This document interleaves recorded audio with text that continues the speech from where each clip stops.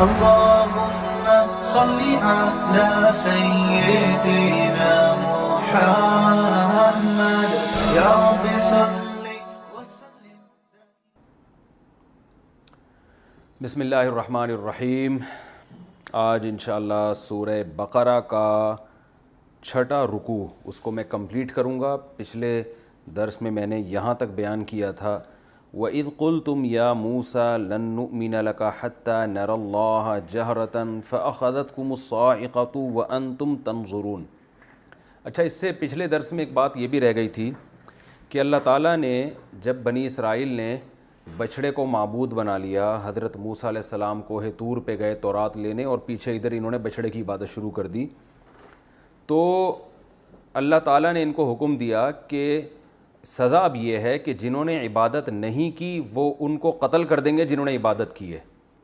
تو بنی اسرائیل میں جو مجرم تھے انہوں نے اپنے آپ کو قتل کے لیے پیش کر دیا، کیونکہ اس کے علاوہ اب ان کے پاس کوئی آپشن نہیں تھا. تو یہ قتل ہوا ہے، تو یہ قتل کے بعد اللہ نے ان کو معاف کر دیا. تو اسلام میں بھی بعض سزائیں ایسی ہیں کہ اگر آپ سے جرم ہوتا ہے تو اس کی سزا آپ کو بہرحال ملتی ہے اگر گواہوں سے ثابت ہو جائے. جیسے زنا اگر کوئی شخص کرتا ہے تو اگرچہ اس زنا سے توبہ بھی کر لے، لیکن اگر گواہوں سے ثابت ہو گیا کہ اس نے زنا کیا ہے تو توبہ کے باوجود اس کو سزا 100 کوڑے کی ملتی ہے. اور اگر شادی شدہ ہے تو رجم. کوئی شخص چوری کر لے اور گواہوں سے ثابت ہو کہ اس نے چوری کر لی ہے تو توبہ کرے گا تو بھی اس کو چوری کی سزا جو ہاتھ کاٹنا ہے وہ اسلام میں اس کو دیا جائے گا. تو دنیا کی سزا ایک بالکل الگ چیز ہے، آخرت کی سزا کی معافی ایک الگ چیز ہے. اس لیے علماء یہ کہتے ہیں کہ دنیا میں اگر کسی کو سزا مل بھی جائے جرم پہ تو آخرت میں پھر دوبارہ ملے گی.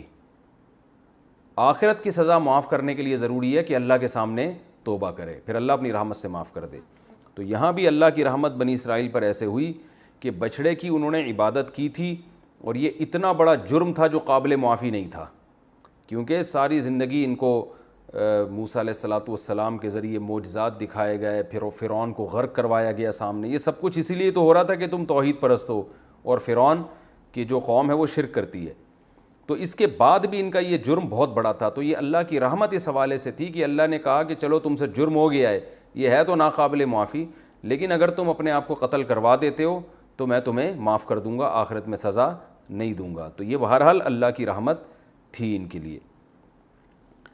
وَإِذْ قُلْتُمْ يَا مُوسَىٰ، اس وقت کو بھی یاد کرو جب تم نے کہا اے موسیٰ لَن نُؤْمِنَ لَكَ حَتَّىٰ نَرَى اللَّهَ جَهْرَةً، ہم آپ پر ہرگز ایمان نہیں لائیں گے جب تک ہم اللہ کو اپنی آنکھوں سے نہ دیکھ لیں. تو تمہیں ایک بجلی نے پکڑ لیا وَأَنْتُمْ تَنظُرُونَ، تم یہ منظر دیکھ رہے تھے. تو بنی اسرائیل سے خطاب ہے، دیکھ رہے تھے مطلب تمہارے باپ دادا یہ سب کچھ اپنی آنکھوں سے دیکھ رہے تھے، تمہیں سب معلوم ہے. تو اس کا واقعہ یہ ہوا تھا کہ جب کوہ طور پہ اللہ تعالیٰ ہم کلام ہوئے ہیں، موسیٰ علیہ السلام جب تورات لے کر آئے نا بنی اسرائیل کے پاس، تو بنی اسرائیل نے کہا یہ آپ اللہ ہی سے لے کر آئے ہیں، کچھ اور تو گڑبڑ تو نہیں ہے، معاذ اللہ. تو جب تک ہم یقین نہیں کر لیتے کہ اللہ ہی نے دیا ہے تو اس وقت تک ہم نہیں مانیں گے. تو اس کے لیے ان میں کچھ ان لوگوں نے کہا ہم اپنی آنکھوں سے دیکھنا چاہتے ہیں منظر. تو جب وہاں گئے ہیں تو اللہ براہ راست ہم کلام ہوا اور ان لوگوں نے بھی اللہ کا کلام سنا اور اللہ نے بتایا کہ یہ کتاب ہے جو میں نے موسیٰ علیہ السلام کو دی ہے. تو انہوں نے کہا بھائی ہمیں یقین نہیں، یہ ہو سکتا ہے اللہ کا کلام نہ ہو، حالانکہ معجزاتی طور پر کوئی وہاں موجود بھی نہیں تھا. تو پھر انہوں نے کہا کہ ہم اس وقت تک یقین نہیں کریں گے جب تک کہ اللہ کو اپنی آنکھوں سے نہ دیکھ لیں. ظاہر ہے اللہ نے اپنا جلوہ حضرت موسیٰ علیہ السلام کو نہیں دکھایا جو اتنے عرصے سے تمنا کر رہے تھے، تو یہ نالائق ان کو کیوں اللہ اپنا جلوہ دکھائے گا؟ یہ تو اس انسانی یعنی آنکھ سے اللہ کو دیکھنا اس دنیا میں ممکن ہی نہیں ہے. تو اللہ نے ان کے اوپر بجلی ڈالی اور یہ سارے کے سارے ہلاک ہو گئے. اب موسیٰ علیہ السلام نے کہا اے اللہ جو گواہ تھے وہ سارے ہلاک ہو گئے، اب میں جب جاؤں گا تو میری نالائق قوم کیا کہے گی کہ جو گواہ تھے وہ تو پتہ نہیں کوئی سازش کر کے نا، جیسے گواہوں کو اگر مار دیا جائے تو یہی الزام لگتا ہے نا کہ یار ان کے اصل میں گواہی تھی نہیں ان کے پاس، اور انہوں نے کہا کہ گواہ جو ہے نا جھوٹی گواہی جا کے دیں گے، تو یعنی گواہ جو ہے وہ گویا یہ کہیں گے کہ ہم نے تو دیکھا ہی نہیں ہے تو مار دیا، تو یعنی اور فتنہ ہو جاتا نا.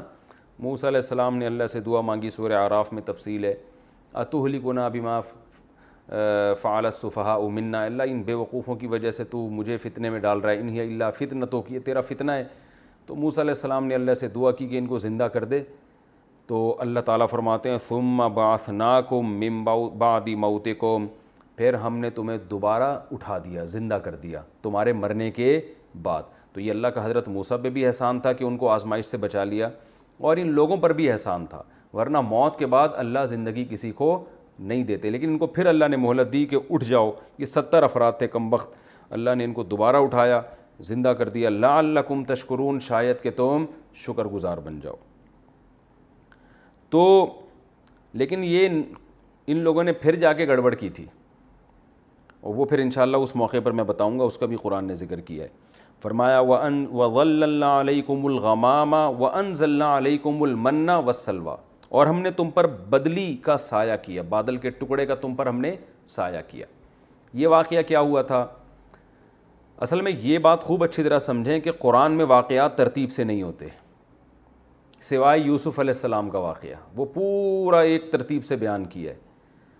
اس کی وجہ یہ ہے کہ قرآن میں ترتیب سے واقعات اس لیے نہیں ہوتے کہ قرآن کا مقصد واقعہ سنانا نہیں ہوتا، کوئی کہانی سنانا نہیں ہوتا۔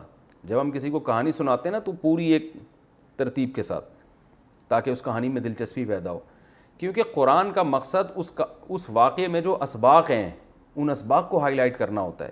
لہذا قرآن جہاں یہ سمجھتا ہے کہ اس وقت یہ واقعہ بیان ہونا چاہیے، واقعے کا یہ حصہ بیان ہونا چاہیے، یہ ٹکڑا، تو قرآن اس کو بیان کر دیتا ہے، حالانکہ وہ بعد میں ہوا ہوتا ہے، اور جو بعد والا حصہ ہے وہ بسا اوقات پہلے بیان کر دیتا ہے۔ یہ قرآن میں بہت ہوتا ہے۔ تو یہاں بھی آپ دیکھتے ہیں کہ ثم بعثناکم من بعد موتکم لعلکم تشکرون، پھر ہم نے تمہیں تمہاری موت کے بعد دوبارہ زندگی دے دی تاکہ تم شکر ادا کرو۔ وَظَلَّلْنَا عَلَيْكُمُ الْغَمَامَ، اور ہم نے تم پر بادل کا سایہ کیا۔ یہ واقعہ جب ہوا تھا کہ یہ تورات کے بہت بعد کا واقعہ ہے، کہ جب ان کو تورات مل گئی تو موسیٰ علیہ السلام نے اب ان سے کہا اللہ کے حکم پہ کہ ہمارا اصل وطن شام ہے، جہاں ہمارے جد امجد ابراہیم علیہ السلام پیدا ہوئے تھے، اور وہاں بیت المقدس ہے۔ یہ تو یوسف علیہ السلام کی مصر میں حکومت قائم ہوئی تھی، تو ہم کہاں چلے گئے تھے؟ مصر۔ تو ان کے مصر جانے کے بعد شام پر قوم عمالقہ نے قبضہ کر لیا تھا، اور وہاں وہ غیر مسلم قوم تھی، وہی بت پرستی اور شرک۔ تو موسیٰ علیہ السلام نے ان سے کہا کہ اب تمہیں نجات مل گئی ہے فرعون سے، اب اللہ کا حکم یہ ہے کہ یہ کام تو اللہ نے خود سے کر لیا نا، تمہیں لڑنا نہیں پڑا، ظالم سے نجات دے دی، اب تمہیں بھی تو کچھ کرنا پڑے گا نا۔ اب تم اب تو وہ میدان میں تھے نا، مصر سے تو نکل چکے تھے، تو کہا کہ اب تم دوبارہ ارض شام کی طرف جاؤ، اور وہاں قوم عمالقہ سے اب تمہیں جہاد کرنا پڑے گا، یعنی یہ نہیں کہ اب سارے کام اللہ ہی کر دے گا، اب تمہیں بھی کچھ کرنا پڑے گا، اب تم لڑو اس قوم سے۔ لیکن موسیٰ علیہ السلام نے ان کو خوشخبری دے دی کہ اس لڑائی میں اللہ نے فتح کا تم سے وعدہ کیا ہے۔ یہ واقعہ بھی قرآن میں آئے گا، ہم انشاءاللہ وہاں تفصیل سے پڑھیں گے، ابھی تو یہ اتنی بات کو سمجھنے کے لیے اس کی ضرورت تھی۔ تو یہ قوم، انہوں نے اپنے کچھ جاسوس بھیجے کہ یار ذرا سروے کرو وہ لڑائی کے قابل بھی ہیں یا نہیں ہیں، تو وہ جاسوسوں نے آ کے بتایا کہ وہ تو بڑے لمبے چوڑے تڑنگے سے لوگ ہیں، بڑے طاقتور لوگ ہیں۔ تو انہوں نے کہا موسیٰ ہم نہیں لڑ سکتے۔ تو کچھ اچھے لوگ بھی ہوتے ہیں ہر جگہ، 2 انعام یافتہ لوگ تھے، قرآن کہتا ہے نیک لوگ تھے، انہوں نے کہا بھائی جب اللہ کا وعدہ ہے تو تم جاؤ، اللہ مدد کرے گا، فتح ہو جائے گی۔ انہوں نے کہا اے موسیٰ آپ جائیں اور آپ کا رب جائیں، دونوں جا کے لڑیں، ہم یہاں بیٹھے ہوئے ہیں، جب فتح ہو جائے گی تو ہم آ جائیں گے۔ تو موسیٰ علیہ السلام کو سخت تکلیف ہوئی۔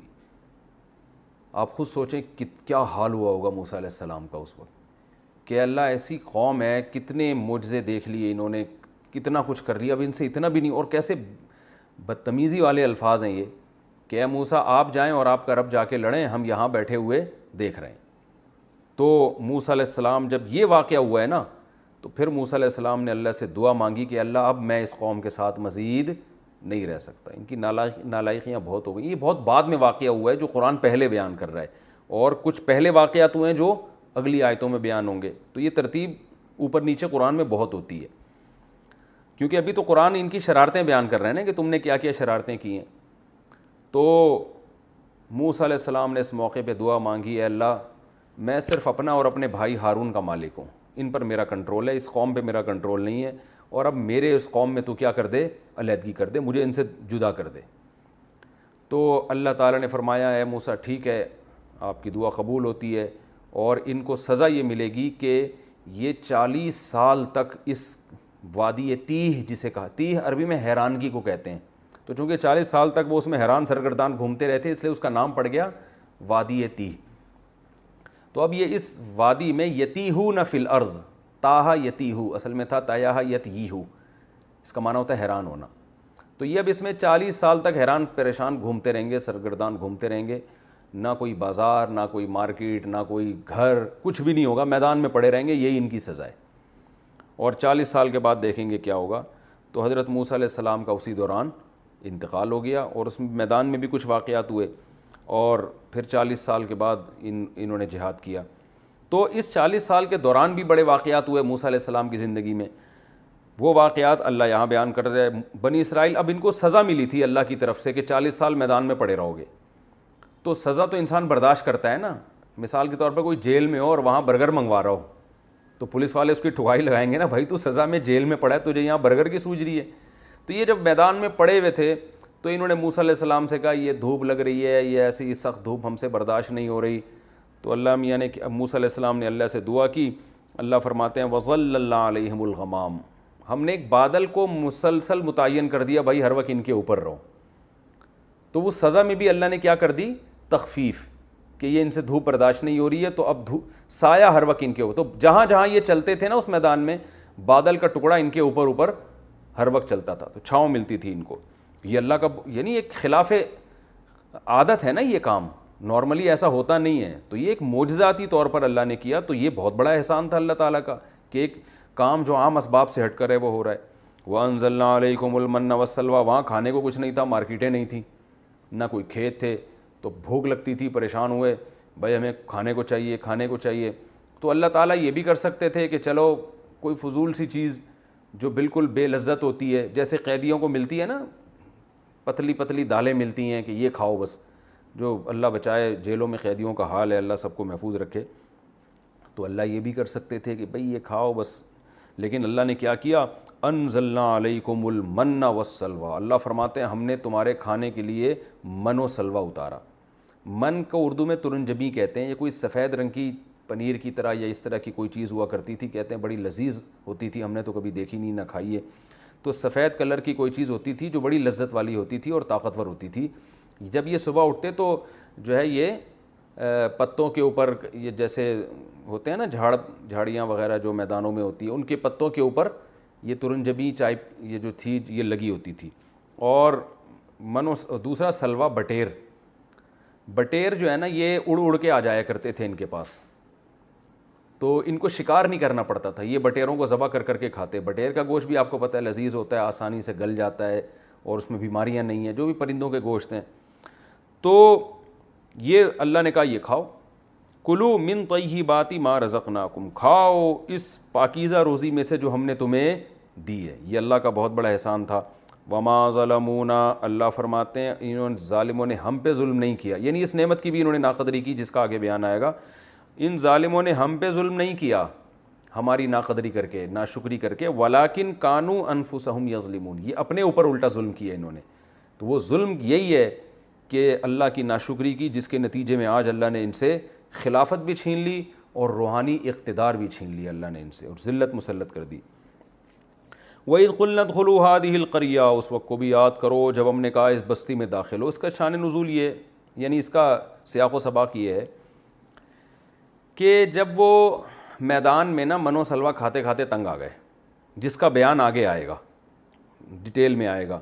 میں نے بتایا کہ قرآن میں واقعات میں ترتیب نہیں ہوتی، اس کی تفصیل آگے آئے گی، لیکن یہاں اجمالی تفصیل ہے۔ کھاتے کھاتے تنگ آ گئے، اس میں دو قول ہیں مفسرین کے، دونوں مضبوط قول ہیں۔ ایک قول تو یہ جو میں بتا رہا ہوں کہ کھاتے کھاتے تنگ آ گئے تو انہوں نے کہا ہمیں رزق چاہیے، کھانا چاہیے، تو اللہ نے فرمایا شہر میں داخل ہو، قریب کا جو شہر ہے اس میں جاؤ، محنت مزدوری کرو، کماؤ تو تمہیں ملے گا رزق۔ لیکن جب شہر میں داخل ہو گئے تو اپنے گناہوں کی معافی مانگنا، تم سے بڑے گناہ ہوئے ہیں۔ گناہ کیا ہوا تھا؟ جہاد کا حکم دیا تھا تم نے، وہ حکم پورا نہیں کیا، اور جو تم سے ناشکریاں ہوئی ہیں، تو شہر میں سر جھکا کے داخل ہونا اور کیا کہنا، حطۃ، حطہ کا معنی ہے اللہ ہمارے گناہوں کو معاف کر دے، تو ہم تمہارے گناہ کو معاف کریں گے، اور شہر میں جاؤ سب کچھ کھانے کو، جیسے شہر میں ہوتا ہے نا جہاں ہر جو دل چاہے آدمی کو ملتا ہے، ہر جگہ ملتا ہے. ایک قول تو یہ ہے. دوسرا قول یہ ہے کہ یہ بہت بعد میں، جب موسیٰ علیہ السلام کا انتقال ہو گیا تھا، ہارون علیہ السلام کا بھی انتقال ہو گیا تھا، تو 40 سال کے بعد جب ان کو حکم دیا گیا کہ قوم عمالقہ سے جہاد کرو، دوبارہ انہوں نے جہاد کیا، اس میں اللہ نے ان کو فتح عطا فرمائی، تو ان کو حکم تھا شہر میں اب عاجزی کے ساتھ داخل ہونا ہے اور اپنے پچھلے گناہوں پر معافی مانگنی ہے اور حتہ کہنا ہے. تو انہوں نے اس حتہ کے لفظ کو تبدیل کر دیا. تو یہ دونوں قول مضبوط ہیں. مولانا اشرف علی تھانوی رحمہ اللہ کی رائے یہ ہے کہ پہلا قول زیادہ مضبوط ہے، کہ جو پہلا قول ہے نا کہ وہ جہاد کے بعد کا واقعہ نہیں ہے، بلکہ انہوں نے جب کہا کہ ہم یہ کھانا ہمیں اچھا نہیں لگتا تو اللہ نے کہا ادخلوا مصرن، شہر میں داخل ہو جاؤ. آگے آ رہا ہے یہ. تو جب یہ شہر میں داخل ہونے کا حکم دیا کہ بھئی قریبی شہر ہے وہاں جاؤ اور کماؤ اور شہر میں ہر کچھ ملتا ہے، لیکن اپنے گناہوں سے توبہ کرو جو تم سے ماضی میں ہو چکے ہیں. تو یہ شہر میں داخل ہونے لگے تو ان نالائقوں کو چونکہ روٹی کی فکر تھی، من و سلوہ کھا کھا کے یہ تنگ آ گئے تھے. جتنی بھی اچھی خوراک کو آدمی بار بار کھاتا ہے نا تو ظاہر ہے اس کا دل اکتا جاتا ہے. تو اب یہ نہیں دیکھ رہے کہ یہ بھی ہمیں فری میں مل رہا ہے، ہم تو اس کے بھی مستحق نہیں تھے، ہم تو دال کے بھی مستحق نہیں تھے. تو ایسے موقع پہ مطالبہ کرنا جائز نہیں ہے. تو انہوں نے کیا کیا، شہر میں داخل ہوتے ہوئے حطتن کو کیا کر دیا، حنتتن. حنتا عربی میں گندم کو کہتے ہیں، اور بعض نے حبتن، حبہ بھی دانے کو کہتے ہیں، اناج کو، غلے کو کہتے ہیں.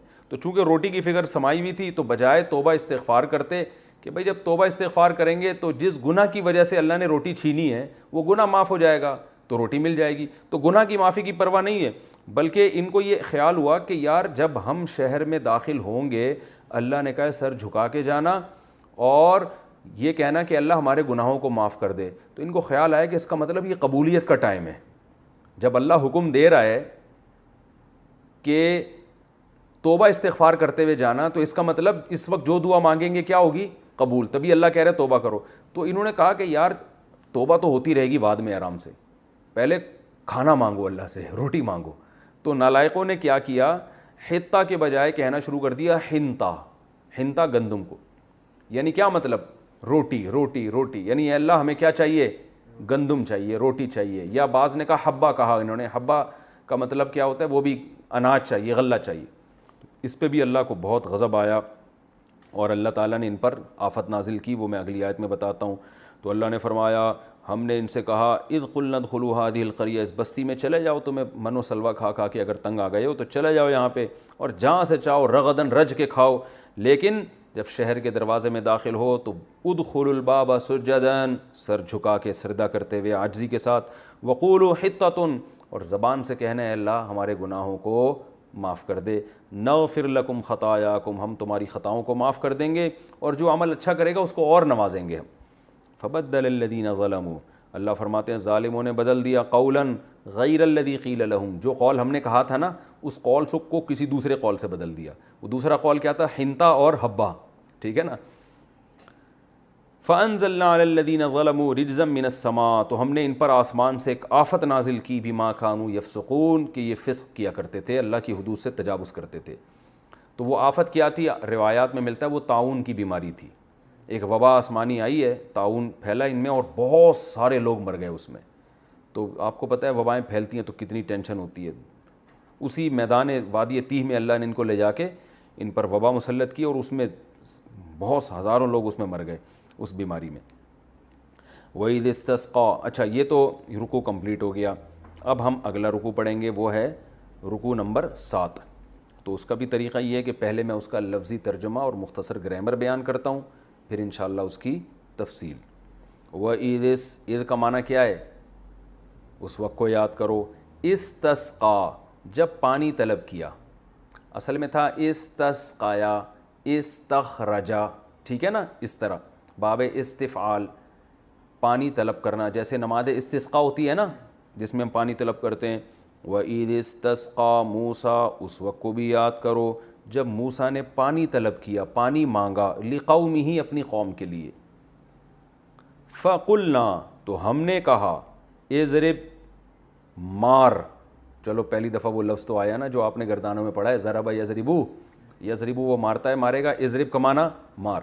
اضرب، اے موسیٰ مار بی عصا کا اپنی عصا کے ساتھ, عصا کا معنی عصا, کا معنی تیری عصا, بی کا معنی ساتھ, اپنی عصا کے ساتھ مار, یعنی اپنی عصا کو مار, الحجر پتھر پہ. حجر عربی میں کسے کہتے ہیں؟ پتھر کو.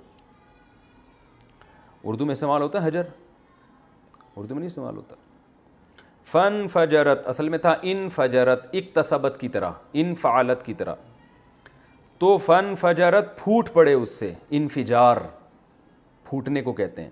آپ نے یہ دیکھا ہوگا جو خود کچھ دھماکے دنیا میں ہوتے ہیں نا, تو عربی چینل میں انفجار کا لفظ استعمال ہو رہا ہوتا ہے اس کے لیے. بہرحال پھوٹ پڑے منہ اس پتھر سے, اثنتا عشرتا عینا 12 چشمے. عین چشمے کو کہتے ہیں جو پانی کا چشمہ, اور اثنتا عشرہ 12. شیعوں کا ایک فرقہ ہے نا اثنا عشرہ کہتے ہیں اس کو, 12 امام جن کے ہوتے ہیں نا, تو اثنا عشرہ کہتے ہیں ان کو. تو اثنتا عشرتا کا مطلب کیا ہے؟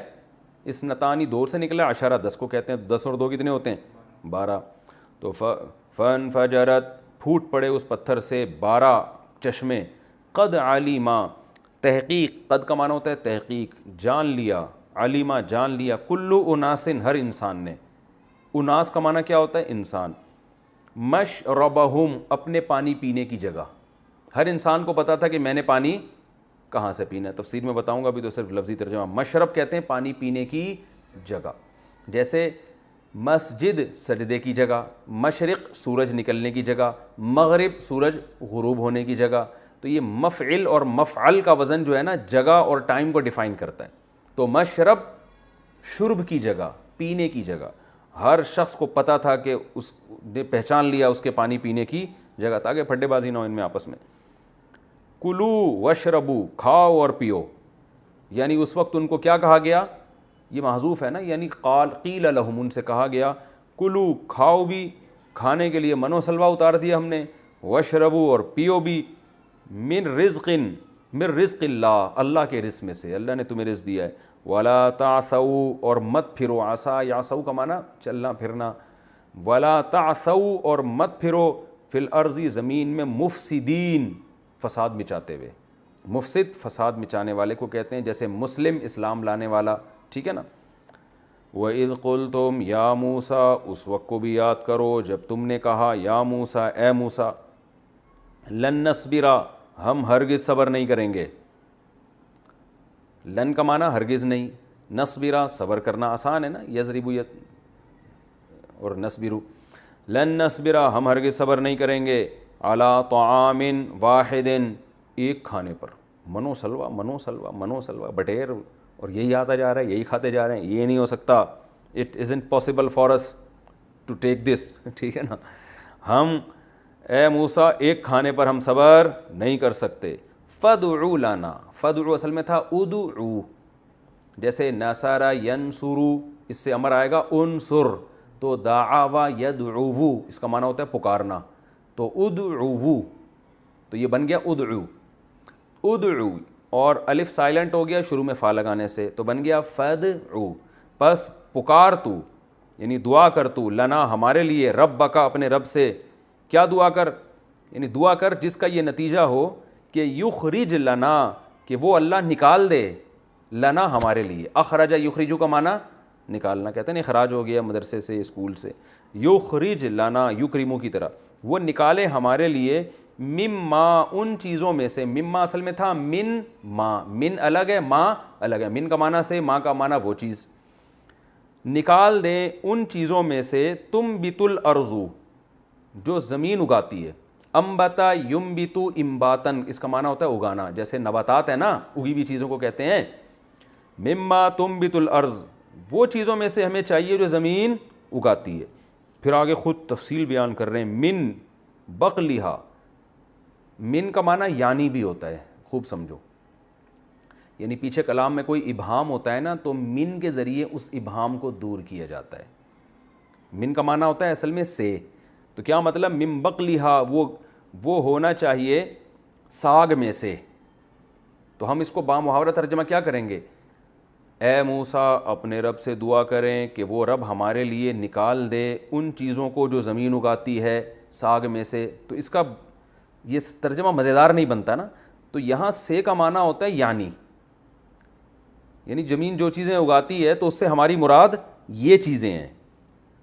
تو زمین تو ظاہر ہے بہت کچھ اگاتی ہے نا, جو کھانے کی نہیں ہوتی ہیں وہ چیزیں بھی زمین جو ہے وہ تو جھاڑیاں بھی اگاتی ہے. تو اب ڈیفائن کر رہے ہیں اس کو کہ اے موسیٰ آپ رب سے دعا کریں کہ وہ نکال دے ہمارے لیے ان چیزوں میں سے جو زمین اگاتی ہے, یعنی من بقلہا, بقل کہتے ہیں ساگ کو, یعنی جو بھی پتے جن کے پکا کے کھائے جاتے ہیں نا اس کو بقل کہتے ہیں, جس کو ترکاری بھی کہتے ہیں اردو میں. یعنی سرسوں کا ساگ ہو گیا, مولی کے پتے ہو گئے, اور پالک ہو گیا, اس ٹائپ کی جتنی چیزیں, تو یہ بھی انسان کی خواہش ہے. تو یعنی ساگ میں سے ہو. وقصائہا, قصہ کہتے ہیں, قصہ ککڑی کو کہتے ہیں, کھیرا اور ککڑی دونوں کو کہا جاتا ہے. وقصائہا, اور زمین کے ککڑیاں, ہا ضمیر زمین کی طرف لوٹ رہی ہے. وفومہا, اور ہمیں گیہوں چاہیے, فوم گیہوں کو کہتے ہیں, ٹھیک ہے نا, اور ہمیں اس زمین کا گیہوں چاہیے. وعدسہا, عدس مسور کی دال کو کہتے ہیں, وعدسہا, اور زمین کی مسور کی دال. وبصلہا, بصل پیاز کو کہتے ہیں, اور زمین کا پیاز. تو اب دوبارہ ترجمہ کر دوں. اے موسیٰ ہم ایک کھانے پر ہرگز صبر نہیں کر سکتے, پس آپ اپنے رب کو پکاریں وہ نکال دے ہمارے لیے وہ چیزیں جو زمین اگاتی ہے, جو ترکاریوں میں سے ہو, ککڑی میں سے ہو, گیہوں میں سے ہو, اور مسور کی دال ہو, اور پیاز ہو. بڑی خاندانی چیزیں مانگی انہوں نے بھائی. قالا, حضرت موسیٰ نے فرمایا, اتستبدلون, ظاہر یہ اللہ کے کہنے سے فرمایا. آ کا معنی کیا, تستبدلو, استبدال سے نکلا ہے, استفعال باب استخراج, اس کا معنی ہوتا ہے تبدیلی چاہنا. عربی بڑی عجیب زبان ہے یار. دیکھو ایک ہی باب کو جب دوسرے باب میں کنورٹ کرو گے تو معنی بالکل چینج ہو جاتے ہیں. جیسے بدل یبدلو تبدیلا, سبح یسبح تسبیحا, اس کا معنی ہوتا ہے تبدیل کرنا. اگر آپ یہ معنی پیدا کرنا چاہتے ہو کہ فلاں آدمی تبدیل نہیں کر رہا بلکہ تبدیلی چاہ رہا ہے, تو اردو اور انگلش میں کتنا لمبا سینٹنس کہنا پڑے گا نا آپ کو. وہ تبدیلی چاہتا ہے, پورا اتنا بڑا. عربی میں ایسا نہیں ہوتا, سینتا لگا دو شروع میں. بدلہ ہے, اس کو استبدلہ کر دو. جیسے خرجہ کا معنی نکلا, استخرجہ نکالا, ٹھیک ہے نا. کرومہ کا معنی عزت مانا ہوا, اکرمہ کا معنی عزت والا کیا اس نے. تو یہ ہونا, کرنا, چاہنا, یہ سارے معنی چینج ہو جاتے ہیں صرف 2-4 حرف اضافہ کر کے, پورے سینٹنس کو نہیں چینج کرنا پڑتا. تو حضرت موسیٰ نے فرمایا اتستبدلون, تضربون کی طرح, کیا تم بدلنا چاہتے ہو, الذی, اس چیز کو, ہوا ادنا, جو کم درجے کی ہے. ادنا کسے کہتے ہیں, اردو میں بہت استعمال ہوتا ہے ادنا. جو ادنا ہے اسے چینج کرنا چاہتے ہو, بالذی, اس چیز کے ذریعے, ہوا خیر, جو بہتر ہے. یعنی تمہیں ایک بہتر چیز مل رہی ہے من و سلوا, اس کو تم چاہتے ہو کہ ایک ادنا چیز پہ لے آؤ, مسور کی دال اور یہ سب چیزیں. تمہیں اللہ تعالیٰ فل آف پروٹین چیزیں کھلا رہا ہے. مسور کی دال بھی بڑی خاندانی چیز ہے لیکن بٹیر سے اچھی تو نہیں ہے نا. تو تم یہ چاہ رہے ہو, اہبطوا مصرن, ہبط یہبط کا معنی بلندی سے نیچے اترنا, تو شہر میں اتر جاؤ. تو یہاں اترنا اس لیے کہا گیا ہے کہ یعنی جانا آسان ہوتا ہے نا شہر کی طرف, تو اس لیے ہبط سے تعبیر کیا گیا ہے. ہبط یہبط, اہبطوا مصرن, اترو شہر میں. مصر عربی میں شہر کو کہتے ہیں. مصر کسے کہتے ہیں, شہر کو. اور مصر ایک ملک کا نام بھی ہے, لیکن یہاں وہ ملک مراد نہیں ہے, کیونکہ عربی میں جب ملک مصر آئے گا نا تو مصرا ہوتا ہے, اس پہ تنوین نہیں آتی, یہ ذہن میں رکھیں. جیسے ادخلوا مصر انشاء اللہ آمنین, سورہ یوسف میں ہے کہ یوسف علیہ السلام نے اپنے والد اور بیٹوں سے کہا کہ مصر میں داخل ہو جاؤ, تو وہاں مصر سے مراد وہ ملک مصر تھا, تو اس پہ مصرا ہے, تنوین نہیں ہے. کیونکہ میں نے آپ کو بتایا تنوین جب آتی ہے نا تو اس کا معنی ہوتا ہے کوئی یا کسی. تو یہاں کیا ہوگا, ادخلوا مصرن, اہبطوا مصرن, کسی شہر میں داخل ہو جاؤ, سمجھ رہے. جبکہ مصر کسی شہر نہیں ہے, وہ تو ایک اسپیسیفک ایک مخصوص جگہ ہے, تو اس پہ تنوین نہیں آ سکتی. تو اللہ نے فرمایا اہبطوا مصرن, کسی بھی شہر میں چلے جاؤ, یعنی موسیٰ علیہ السلام نے کہا شہر میں جاؤ. فإن لکم, تو بے شک ہوگا تمہارے لیے, ما, وہ چیز, سألتم, جس کا تم سوال کر رہے ہو, ضربتم کی طرح, یعنی جس کا تم مطالبہ کر رہے ہو. کھانے پینے کو ملے گا, جاؤ شہر میں. لیکن یہ شہر میں جانے سے ان کو پتا تھا کہ وہاں جا کے یا تو جہاد کر کے جانا پڑے گا, ایسے کون اپنے شہر میں گھسنے دیتا ہے؟ تو لڑائی سے یہ جان چھڑاتے تھے، یا یہ کہ محنت کرنی پڑے گی، اور یہ غلامی میں رہ کے وہ انسان کی سوچ ہی چینج ہو چکی ہوتی ہے، اور فری پھوکٹ میں کھانے کو مل رہا ہے، اس پہ ان کو مسور کی دال یاد آ رہی ہے. ٹھیک ہے، فَإِن تمہارے لیے جو کچھ تم مانگو گے وہ تمہیں وہاں ملے گا. وَضُرِبَتْ عَلَيْهِمُ الذِّلَّةُ، اللہ فرماتے ہیں مار دی گئی ان کے اوپر ذلت، یعنی اس قسم کے مطالبات اور باتوں کی اور حرکتوں کی وجہ سے. ضریبت کا معنی یعنی ہم لفظی ترجمہ مارنا سے نہیں کریں گے بلکہ مسلط کر دی گئی. ٹھیک ہے نا، مسلط کر دی گئی علیہم ان کے اوپر ذلہ ذلت، والمسکنہ اور رسوائی. ذلت اور مسکنت میں دونوں ایک ہی چیز کے دو نام ہیں، لیکن مسکنت کہتے ہیں وہ والی ذلت جس کو جو دیکھنے سے بھی نظر آ رہی ہو. مسکین سے نکلا ہے نا مسکنت. دیکھیں ایک ہوتا ہے فقیر، ایک ہوتا ہے مسکین. تو فقیر اور مسکین میں کیا فرق ہے؟ حقیقت میں کوئی فرق نہیں ہے، اس کے پاس بھی پیسے نہیں ہوتے، اس کے پاس بھی پیسے نہیں ہوتے. لیکن مسکین وہ فقیر کہ جس کے حلیے سے بھی پتہ چل رہا ہو، یعنی اتنا غریب ہو کہ اس کے چہرے سے غربت ٹپک رہی ہو. تو وہ اس کو جب دونوں اکٹھے استعمال ہو گئے نا، فقیر اور مسکین کا لفظ، تو یہ فرق ہوگا. ایک ہی آیت میں اگر دونوں لفظ آ رہے ہیں، انما الصدقات للفقراء والمساکین، قرآن میں آتا ہے فقیروں کے لیے زکوٰۃ اور مساکین کے لیے. تو یہاں چونکہ ایک ہی جملے میں دو لفظ استعمال ہوئے تو دونوں کا الگ الگ معنی ہوگا، لیکن اگر یہ الگ الگ استعمال ہوتے ہیں تو پھر دونوں کا ایک ہی مطلب ہوتا ہے. تو یہاں بھی ذلت اور مسکنت چونکہ ایک ہی جملے میں استعمال ہوئے ہیں تو ان کا مفہوم الگ الگ ہوگا. ذلت جو انسان رسوا ہو جاتا ہے، اور مسکنت وہ رسوائی جو دکھ رہی ہو. تو بعض دفعہ انسان ایسے کام کرتا ہے جس کی وجہ سے وہ پتہ چل جاتا ہے کہ یہ آدمی اچھا آدمی نہیں ہے، یہ کم درجے کا آدمی ہے. تو اللہ فرماتے ہیں ان پر حقیقی ذلت تو ہم نے مسلط کی، لیکن وہ والی ذلت جس سے لوگوں کو دیکھ کے پتہ چل جائے کہ یہ ذلیل لوگ ہیں اور یہ کم درجے کے لوگ ہیں، وہ والی بھی مسلط کی. دیکھو ایک آدمی کا گیٹ اپ ایسا ہوتا ہے جس سے لوگ اس کو عزت دار سمجھتے ہیں، لیکن وہ حرکتیں ایسی شروع کر دیتا ہے کہ جس کو ان حرکتوں کا علم نہیں ہوتا وہ اس کو عزت دار سمجھ رہے ہوتے ہیں، لیکن حقیقت میں وہ ذلیل ہو چکا ہوتا ہے. لیکن بعض دفعہ ایسی حرکتیں کر رہا ہوتا ہے کہ لوگ ان حرکتوں کو دیکھ کے پھر اس کے گیٹ اپ سے متاثر نہیں ہوتے، اور لوگوں کی نظر میں یہ بات طے شدہ ہو جاتی ہے کہ یہ قوم کے اچھے لوگ نہیں ہیں. تو اللہ فرماتے ہیں یہودیوں کو جو ہم نے سزا دی، حقیقی ذلت بھی اور وہ ذلت جو لوگوں میں متعارف ہو جائے وہ والی ذلت بھی ان پہ مسلط کر دی گئی. تبھی آج دیکھو دنیا میں ایک بڑی گالی بن چکی ہے، اور لوگوں کی نظر میں اللہ نے ان کو ذلیل کر دیا. یہی وجہ ہے کہ صرف مسلمان یہودیوں کو برا نہیں سمجھتے، ساری دنیا برا سمجھتی ہے. آپ جرمنی میں جا کے یہودیوں کے بارے میں پوچھیں، کوئی اچھا کانسیپٹ نہیں. ہٹلر جو تھا اس نے، اچھا یہ میں نے تفسیر شروع کر دی، میں پھر تفسیر کے وقت ہی بتاؤں گا، ابھی تو میں صرف لفظی ترجمہ کر رہا ہوں. ہٹلر کی بار مکمل کر لیتا ہوں. ہٹلر نے یہودیوں کو بہت مارا تھا نا، تو کچھ یہودی اس نے زندہ چھوڑ دیے تھے، اور اس کے یہ الفاظ تھے کہ میں نے اس لیے چھوڑے ہیں تاکہ لوگوں کو پتہ چلے کہ میں نے ان کو مارا کیوں تھا. یہ جب زندہ رہیں گے نا تو حرکتیں ایسی کریں گے تو لوگوں کو میں یاد آؤں گا. ٹھیک ہے نا. اور کمال کی بات ہے جب یہودیوں کو ہٹلر نے بہت مارا تھا تو خلافت عثمانیہ نے ان کو پناہ دی تھی، یہودیوں کو بچایا تھا، جو بہت سارے یہودیوں کو، یعنی مسلمانوں کا ان پر بہت بڑا احسان بھی ہے یہودیوں پر. اللہ فرماتے ہیں اور ان پر مسلط کر دی گئی. وباؤ، باؤ اصل میں تھا بیاؤ، اس کا معنی ہوتا ہے ضربو کی طرح لوٹنا. تو وباؤ بغضب من اللہ، اور یہ لوٹے اللہ کے غضب کے ساتھ. لوٹے کا مطلب مستحق ہوئے. یہ ذالک، یہ سب کچھ اس لیے ہوا، اللہ گویا اشارہ کر کے بتائیں یہ جو ذلت اور اللہ کا غضب ان پر آیا کیوں؟ بِأَنَّهُمْ، اس لیے کہ یہ لوگ کانوا یکفرون بآیات اللہ، اللہ کی آیات کا انکار کیا کرتے تھے. یہ بھی تو کھلے انکار ہی ہے نا، عمل سے انکار کر رہے ہیں. وَيَقْتُلُونَ النَّبِيِّينَ، اور قتل کر دیا کرتے تھے پیغمبروں کو بغیر الحق، حق کے بغیر. یہ قید اتفاقی ہے. اب یہ مشکل الفاظ میں استعمال کرتا ہوں، پھر تفسیر میں لوگوں کے کمنٹس آتے ہیں یار مجھ سے بہت گاڑی اردو. آج کسی نے کمنٹ وہ کیے کہ بھائی وہ متشابہات کے لفظ آپ استعمال کر رہے ہو، اتنے گاڑے گاڑے الفاظ ہیں یہ تو سمجھ میں ہی نہیں آ رہے.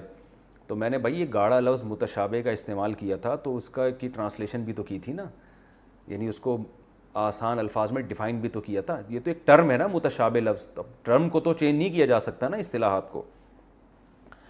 تو قید اتفاقی کا مطلب یہ ہوتا ہے کہ یہ کام جب بھی ہوگا ناحق ہی ہوگا. یہ مطلب نہیں ہے کہ انبیاء کے قتل کی دو قسمیں، ایک حق والا اور ایک ناحق. تو ناحق قتل کرتے تھے، تو یعنی ناحق ہی ہو سکتا ہے، تو جو کام ناحق ہوتا ہے اس پہ سزا ملتی ہے. اور دوسرا مطلب اس کا یہ ہو سکتا ہے کہ ایسا ناحق جس کو وہ خود بھی ناحق سمجھتے تھے، کیونکہ بعض دفعہ انسان کنفیوز ہوتا ہے، وہ سمجھتا ہے معاذ اللہ یہ جھوٹا نبی ہے، تو وہ اس کو قتل کرتا ہے، اپنے خیال میں حق پر ہوتا ہے وہ. لیکن اللہ فرماتے ہیں یہاں یہ بھی نہیں تھا، بلکہ یہ قتل کیا کرتے تھے ایسا جس میں ان کو خود بھی پتہ ہوتا تھا کہ ہم ناحق قتل کر رہے ہیں. تو اتنے بڑے بڑے جرائم انہوں نے کیے ہیں. ذالک، اور یہ جو پیغمبروں کو ناحق قتل کرنا تھا، اب سوال پیدا ہوتا ہے کہ یہ اتنا بڑا جرم انہوں نے کیسے کر لیا؟ تو اللہ فرماتے ہیں بیما، اس لیے کہ عصو اصل میں تھا عصوا، ضربو کی طرح عصیان سے نکلا ہے، اس کا معنی ہے نافرمانی کرنا. ذالک بما عصوا، یہ اس لیے کہ انہوں نے اللہ کی نافرمانی کی. وکانوا یعتدون، یعتدون اصل میں تھا یعتدیون، یکتسبون کی طرح جو پڑھا جاتا ہے یعتدون.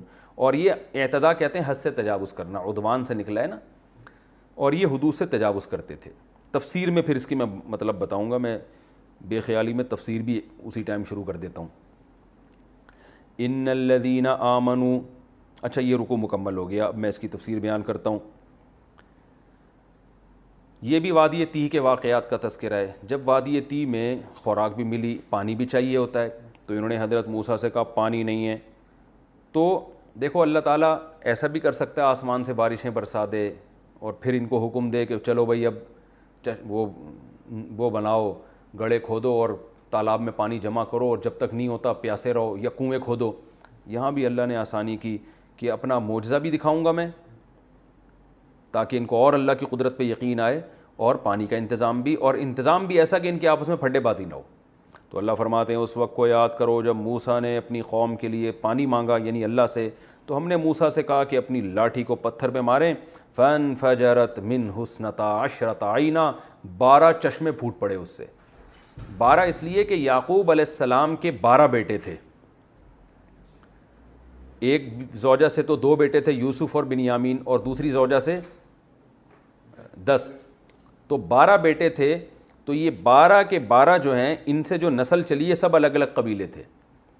تو اللہ تعالیٰ نے 12 چشمے پیدا کیے، کیونکہ یہ قبائلی جنگ ان لوگوں میں ہوتی تھی، ظاہر ہوتی ہوگی، تبھی تو اللہ نے کہا کہ 12 چشمے، تاکہ ہر قبیلے کو پتا ہو کہ اس کا پانی کون سے چشمے سے، تاکہ ان میں آپس میں اختلاف نہ ہو. یہ بھی اللہ کی رحمت. تو اللہ فرماتے ہیں ہم نے 12 چشمے پیدا کر دی، اور ہر قبیلے کو، ہر انسان کو پتا تھا میں نے پانی کہاں سے پینا ہے، یعنی اس کو پتا تھا تمہارا قبیلہ یہ ہے تو تم نے یہاں سے، تاکہ اس میں بھی کنفیوژن نہ ہو، ورنہ اس میں پھٹے ہو جاتے ہیں ان کے، پورا مہینہ اسی پہ لڑتے رہتے، تو وہاں سے پیے گا تو میں یہاں سے پیوں گا. ٹھیک ہے نا، یہ اللہ کا احسان تھا. اور اللہ نے ان سے کہہ دیا تھا کلوا واشربوا من رزق اللہ، اللہ کی روزی میں سے کھاؤ اور زمین میں فساد نہ بچاؤ، یعنی نافرمانی نہ کرو. فساد نہ بچاؤ کا یہ مطلب بھی ہے کہ پھڈے بازی مت کرو، کیونکہ ہم نے اب لڑائی کا راستہ تمہارے لیے ختم کر دیا ہے. وَإِذْ قُلْتُمْ يَا مُوسَىٰ، اس وقت کو بھی یاد کرو جب تم نے کہا یا موسیٰ ایک کھانے پر ہم اکتفا نہیں کر سکتے. یہ چونکہ اب اس کی تفسیر لمبی ہے تو میں انشاءاللہ، اور وقت بھی ہمارا پورا ہوتے ہوئے ایسا نہ ہو آدھا رہ جائے، تو میں انشاءاللہ اگلے ایپیسوڈ میں اس آیت کی ڈیٹیل بیان کروں گا. اللہ تعالی ہم سب کو سمجھنے کی، عمل کرنے کی توفیق عطا فرمائے.